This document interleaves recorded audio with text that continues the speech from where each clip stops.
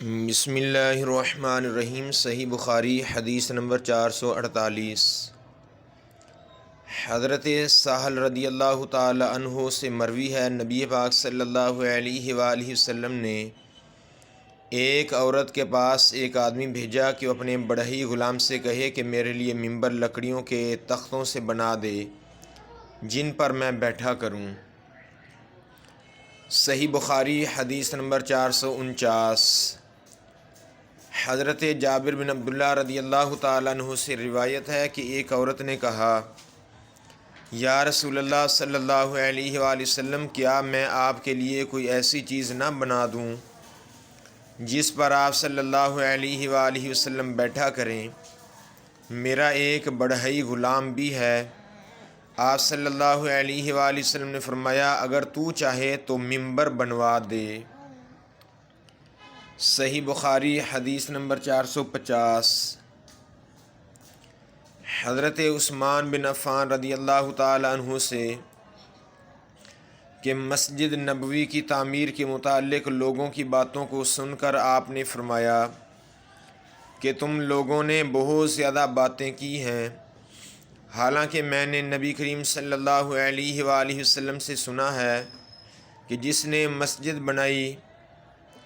راوی نے کہا، میرا خیال ہے کہ آپ نے یہ بھی فرمایا کہ اس سے مقصود اللہ تعالیٰ کی رضا ہو، تو اللہ رب العزت ایسا ہی ایک مکان جنت میں اس کے لیے بنائے گا۔ صحیح بخاری حدیث نمبر 451۔ حضرت جابر بن عبداللہ رضی اللہ تعالیٰ عنہ سے روایت ہے، ایک شخص مسجد نبوی میں آیا اور وہ تیر لیے ہوئے تھا۔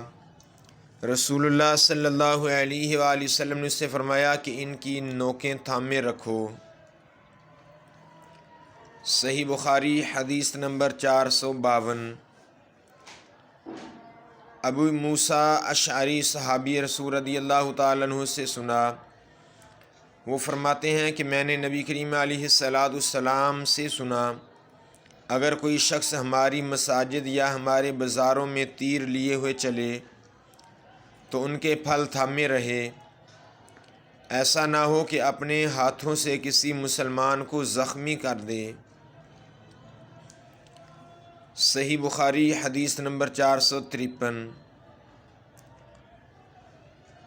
حضرت ابن عبد الرحمن بن عوف نے انہوں نے حسان بن ثابت انصاری سے سنا، وہ حضرت ابو ہریرہ رضی اللہ تعالیٰ عنہ کی اس بات پر گواہ بنا رہے تھے کہ میں تمہیں اللہ کا واسطہ دیتا ہوں کہ کیا تم نے رسول اللہ صلی اللہ علیہ وآلہ وسلم کو یہ کہتے ہوئے نہیں سنا تھا کہ اے حسان، اللہ کے رسول صلی اللہ علیہ وآلہ وسلم کی طرف سے مشرکوں کو اشعار میں جواب دو، اور اے اللہ، حسان کی روح القدس کے ذریعہ مدد فرما۔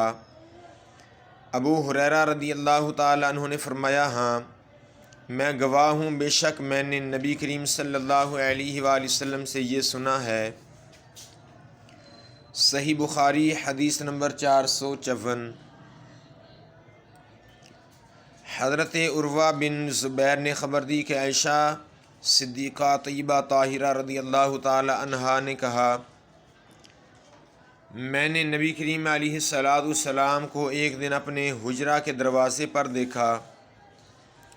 اس وقت حبشہ کے لوگ کچھ مسجد میں نیزوں سے کھیل رہے تھے۔ رسول اللہ صلی اللہ علیہ وآلہ وسلم نے مجھے اپنی چادر میں چھپا لیا تاکہ میں ان کا کھیل دیکھ سکوں۔ صحیح بخاری حدیث نمبر 455۔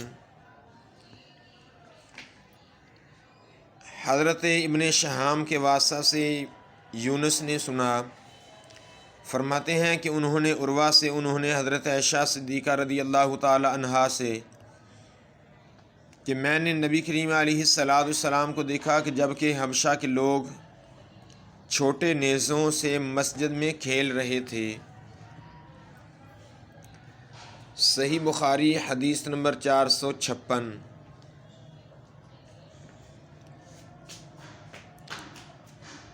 عمرہ بنت عبد الرحمن انہوں نے حضرت عائشہ صدیقہ رضی اللہ تعالی عنہا سے آپ نے فرمایا کہ بریرہ لونڈی ان سے اپنی کتابت کے بارے میں مدد لینے آئیں۔ حضرت عائشہ رضی اللہ تعالی عنہا نے کہا تم چاہو تو میں تمہیں مالکوں کو یہ رقم دے دوں، تمہارے مالکوں کو رقم دے دوں اور تمہیں آزاد کرا دوں، تمہارا وکلاء کا تعلق مجھ سے قائم ہو۔ اور بریرہ کے آقاؤں نے کہا عائشہ رضی اللہ تعالی عنہا سے کہ اگر آپ چاہیں تو جو قیمت باقی رہ گئی ہے وہ دے دیں اور ولا کا تعلق ہم سے قائم رہے گا۔ رسول اللہ صلی اللہ علیہ وآلہ وسلم جب تشریف لائے تو میں نے آپ صلی اللہ علیہ وآلہ وسلم سے اس امر کا ذکر کیا۔ آپ صلی اللہ علیہ وآلہ وسلم نے فرمایا کہ تم بریرہ کو خرید کر آزاد کرو اور ولا کا تعلق تو اسی کو حاصل ہو سکتا ہے جو آزاد کرائے۔ پھر رسول اللہ صلی اللہ علیہ وآلہ وسلم ممبر پر تشریف لائے۔ سفیان نے اس حدیث کو بیان کرتے ہوئے ایک مرتبہ یوں کہا کہ پھر رسول اللہ صلی اللہ علیہ وآلہ وسلم ممبر پر چڑھے اور فرمایا ان لوگوں کا کیا حال ہوگا جو ایسی شرائط کرتے ہیں جن کا تعلق کتاب اللہ سے نہیں ہے۔ جو شخص بھی کوئی ایسی شرط کرے جو کتاب اللہ میں نہ ہو اس کی کوئی حیثیت نہیں ہوگی، اگرچہ وہ 100 مرتبہ کر لے۔ صحیح بخاری حدیث نمبر 457۔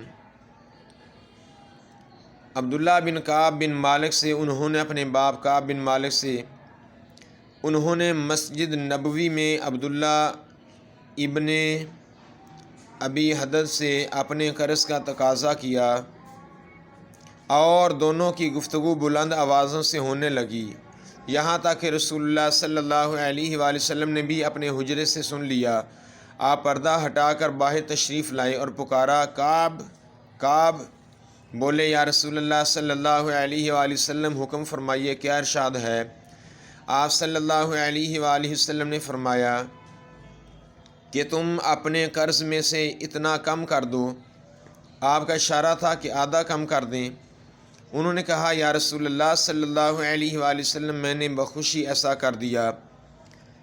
پھر آپ نے ابن ابی حضرت سے فرمایا اچھا اب اٹھو اور اس کا قرض ادا کرو، یعنی جو آدھا معاف کر دیا گیا ہے۔ صحیح بخاری حدیث نمبر 458۔ حضرت ابو ہریرہ رضی اللہ تعالیٰ عنہ سے کہ ایک حبشی مرد یا حبشی عورت مسجد نبوی میں جھاڑو دیا کرتی تھی، ایک دن اس کا انتقال ہو گیا تو رسول اللہ صلی اللہ علیہ وآلہ وسلم نے اس کے متعلق دریافت فرمایا۔ لوگوں نے بتایا کہ وہ تو انتقال کر گئی۔ آپ صلی اللہ علیہ وآلہ وسلم نے فرمایا کہ تم نے مجھے کیوں نہ بتایا؟ پھر آپ صلی اللہ علیہ وآلہ وسلم قبر پر تشریف لائے اور اس پر نماز پڑھی۔ صحیح بخاری حدیث نمبر 459۔ حضرت عائشہ رضی اللہ تعالی عنہا سے آپ فرماتی ہیں کہ جب سورۃ البقرہ کی سود کے متعلق آیات نازل ہوئیں تو نبی کریم صلی اللہ علیہ وآلہ وسلم مسجد میں تشریف لے گئے اور ان آیات کی لوگوں کے سامنے تلاوت فرمائی۔ پھر فرمایا کہ شراب کی تجارت حرام ہے۔ صحیح بخاری حدیث نمبر 460۔ ابو رافع سے انہوں نے ابو ہریرہ رضی اللہ تعالی عنہ سے کہ ایک عورت یا مرد مسجد میں جھاڑو دیا کرتا تھا۔ ابو رافع نے کہا میرا خیال ہے کہ وہ عورت ہی تھی۔ پھر انہوں نے نبی کریم صلی اللہ علیہ وآلہ وسلم کی حدیث نقل کی کہ آپ صلی اللہ علیہ وآلہ وسلم نے اس کی قبر پر نماز پڑھی۔ صحیح بخاری حدیث نمبر 461۔ حضرت ابو ہریرہ رضی اللہ تعالیٰ عنہ سے مروی ہے انہوں نے نبی کریم صلی اللہ علیہ وآلہ وسلم سے آپ صلی اللہ علیہ وآلہ وسلم نے فرمایا کہ گزشتہ رات ایک سرکش جن اچانک میرے پاس آیا، یا اسی طرح کی کوئی اور بات آپ نے فرمائی، وہ میری نماز میں خلل ڈالنا چاہتا تھا، لیکن اللہ رب العزت نے مجھے اس پر قابو دے دیا، اور میں نے سوچا کہ مسجد کے کسی ستون کے ساتھ اسے باندھ دوں تاکہ صبح کو تم سب بھی اسے دیکھو۔ پھر مجھے اپنے بھائی سلیمان کی یہ دعا یاد آ گئی، اے میرے رب، مجھے ایسا ملک عطا کرنا جو میرے بعد کسی کو حاصل نہ ہو۔ راوی حدیث روح نے بیان کیا ہے کہ نبی کریم صلی اللہ علیہ وآلہ وسلم نے اس شیطان کو ذلیل کر کے دھتکار دیا۔ صحیح بخاری حدیث نمبر 462۔ حضرت ابو ہریرہ رضی اللہ تعالی عنہ فرماتے ہیں، رسول اللہ صلی اللہ علیہ وآلہ وسلم نے کچھ سوار نجد کی طرف بھیجے جو تعداد میں 30 تھے۔ یہ لوگ بنو حنیفہ کے ایک شخص کو جس کا نام ثمامہ بن اسال تھا پکڑ کر لائے۔ انہوں نے اسے مسجد کے ایک ستون میں باندھ دیا۔ پھر رسول اللہ صلی اللہ علیہ وآلہ وسلم تشریف لائے اور تیسرے روز ثمامہ کی نیک طبیعت دیکھ کر آپ صلی اللہ علیہ وآلہ وسلم نے فرمایا کہ ثمامہ کو چھوڑ دو۔ رہائی کے بعد وہ مسجد نبوی سے قریب ایک کھجور کے باغ تک گئے اور وہاں غسل کیا، پھر مسجد میں داخل ہوئے اور کہا، اشہد ان لا الہ الا اللہ وان محمد رسول اللہ، میں گواہی دیتا ہوں کہ اللہ کے سوا کوئی معبود نہیں، اور یہ کہ محمد صلی اللہ علیہ وآلہ وسلم اللہ کے سچے رسول ہیں۔